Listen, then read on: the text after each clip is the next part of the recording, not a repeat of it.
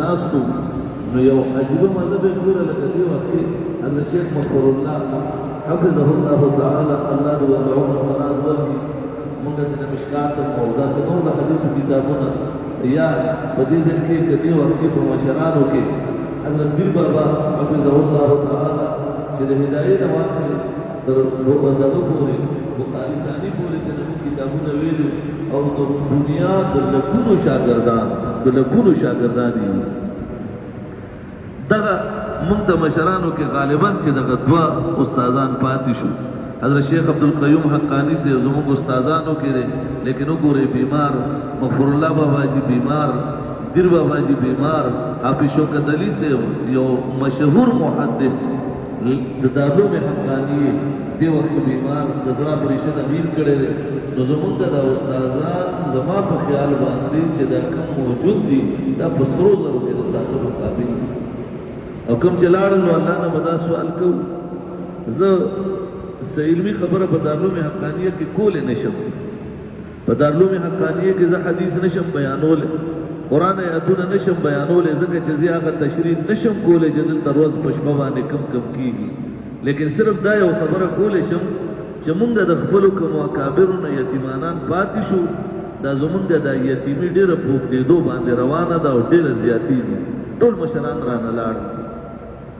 نو مفتی صاحب هغه شفقت او د شفقت هغه پړق د انسان نه هېرېږي شي زه دې ځای د مولانا جنید صاحب دي څوک وفات شو نو ما حضرت له رامنډه کړه غالبا تاسو ورسره وئ یا امدادالله صاحب ورسره و نو ما ورسره لاس ملاو کړو نو داسې وکتل وې داسې دي مې چې بس غلطي شوې ده ګوتمه مې زر داسې کړه جیب کې مې واچول بیا ما ته وایي داسې دي ما ورته وایي دا وطنه ما ورته وایي مې چې مې بس بیا یې داسې تاو کړه ما ته وایي که بیا مې ولیده نو پړق به درنه وباسم په دې باندې یعنې کومه چې به شرعي مسله راغله او په شرعي مسله کې چې به هر څوک د حضرت مخې ته نو دا تاسو ټول د دې ګواهي چې خبره مې ښه مضبوطه او کلکه کوله پروا مې د چا نه ساتله په دې هر سړی ګواه دی او چې بیا وپوه شو چې شاګرد مې دی بل چاله نه چې پوه شو به شاګرد مې دی نو روح پړق به ترې یسرو په هغه مسله باندې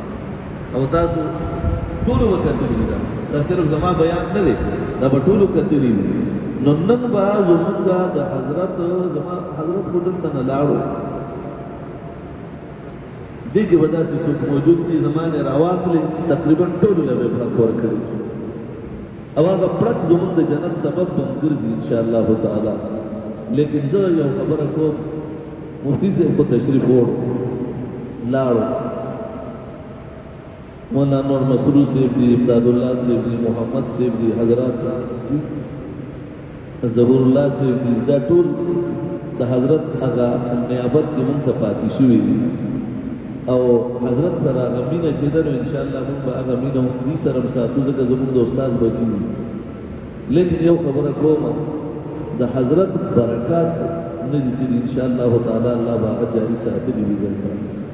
او الله به د هغې د سبقونو هغه خوند هغه به الله جاري ساتلي وي انشاءالله تعالی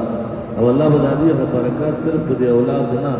په دې ټولو زمونږ باندې ملکانو عاجزانو شاګردانو باندې به هغه برکات وي انشاءالله تعالی او الله تعالی به د هغه برکاتو صله انشاءالله تعالی مونږ او تاسو له ضرور ورکوي او الله به د حضرت هغه انوارات هغه به دلته جاري او ساري ساتي او زمونږ به الله نه دا سوال وي ضرور دا سوال به ضرور وي چې الله زمونږ د استاد مکرم په قبر باندې انوارات ووري کوم چې د اهلسنت والجماعت عقیده ده الله قبر کې چې تر کومې نظر لګي الله په هغې پورې ورله جنت کې وسعت ورله ورکړي الله په جنت د جنت کړکۍ ورته په دغه قبر کې کولاو کې او رب کریمه د هغې په دعاګانو کې زمونږ حصه وګرځي او زمونږ د دعا په برکت باندې هغې د درجات عالیه نصیب کړي او ټولو ورثاو د سره د شاګردانو صبر جمیل نصیب کړي الحمد لله رب العالمين والعاقبة للمتقين والصلاة والسلام على رسوله